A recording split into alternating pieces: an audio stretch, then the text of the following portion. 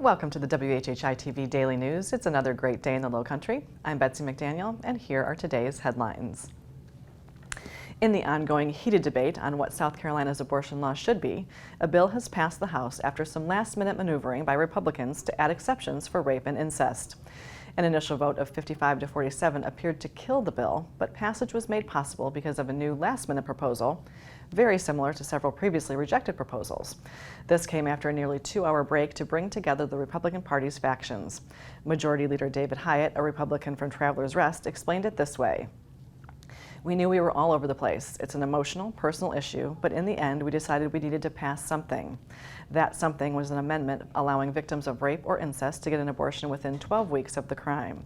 A 67 to 35 vote, largely along party lines, sent the bill to the Senate, which is expected to further amend the measure. For his part, the governor called it a good starting point for the Senate to begin its deliberations. Several items out of the South Carolina Department of Transportation today. First, the SCDOT has won a Regional Transportation Award in Innovative Technology for the nearly 3,400-foot-long fixed-span Harbor River Bridge on US 21 in Beaufort County. The new bridge replaces a swing-span bridge and provides uninterrupted access for shrimping and sailing vessels, as well as improved safety measures for motorists. The SCDOT also recently received notice that it will be given access to an additional $190 million in federal funding from road funds that other states and federal programs were not able to use during the past year.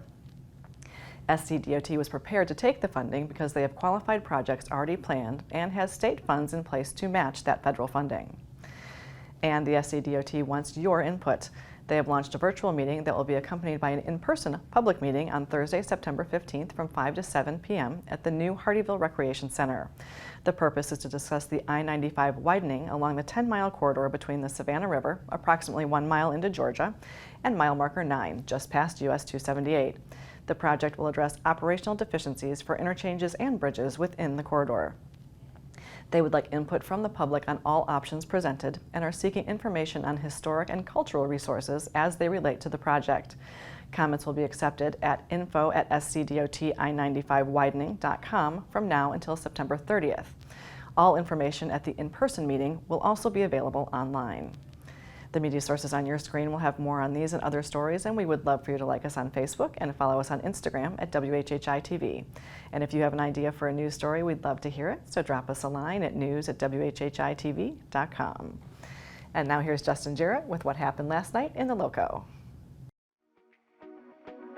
Hey there, it's time for Last Night in the Loco on WHHI, powered by Locosports.com. Week 1 of the high school football season is in the rearview mirror, but we still have to name the Loco Sports Player of the Week. We picked 10 nominees and put it to a vote with our 4 local media panelists each casting their ballot, and the 5th ballot belonging to you, the fans. Hilton Head Prep's AJ Barger was the recipient of the most support in the fan voting after snagging 8 passes for 110 yards and a touchdown in a 34-22 loss to Beaufort Academy. Barger picked up just under 28% of the vote to edge Battery Creek's Damian Freeman by nearly 5% in an impressive showing by the Prep faithful, but our panelists went in a different direction, actually 3 different directions. Freeman and Whale Branch defensive standout Devon Evans each picked up a vote, but our 2 other panelists went with BA's Jackson Porter, who rolled up 124 yards and 3 touchdowns and 14 carries, all before halftime to wreck Hilton Head Prep's home opener. So congrats to BA's Jackson Porter, your Loco Sports Player of the Week. All these guys dream of playing in the NFL, and 2 of our own will be playing on Sundays again this season. Poona Ford is entering the final year of his contract with the Seattle Seahawks, and Dee Delaney is going to stick with the Tampa Bay Bucks for another season after making the 53-man roster Monday.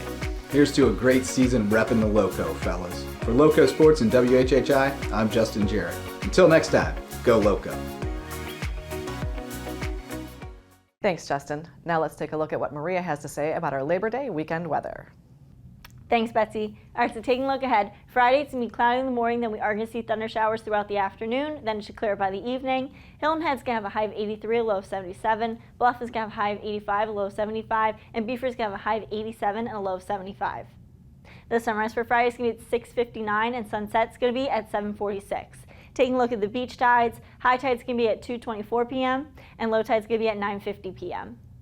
Taking a look into the weekend, Saturday it's going to be cloudy in the morning, then we are going to see scattered thunder showers throughout the afternoon and into the evening, highs in the 80s, lows in the 70s. Sunday it's going to be cloudy in the morning with scattered thunder showers throughout the day, highs in the 80s, lows in the 70s. And then come Monday it's going to be cloudy with scattered thunder showers throughout the day, but then it's going to be clearing up by the evening with highs in the 80s and lows in the 70s. That's it for today. Let's head back to the desk.